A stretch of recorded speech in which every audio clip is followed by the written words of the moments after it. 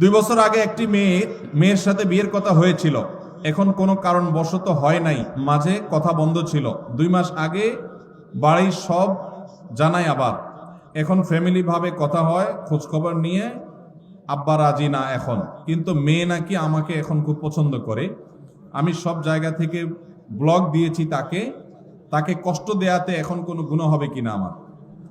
ভাইরা আমার, যদি কোনো কারোর সাথে বিয়ের আলাপ সালাপ হয়, কোনো কারণে পারিবারিক ভাবে কোনো কারণে বিয়েটা আর হলো না, তাহলে তার সাথে পরবর্তীতে ইনবক্সে, মেসেঞ্জারে, হোয়াটসঅ্যাপে ইটিশ পিটিশ আলাপ করা যাবে না যাবে না?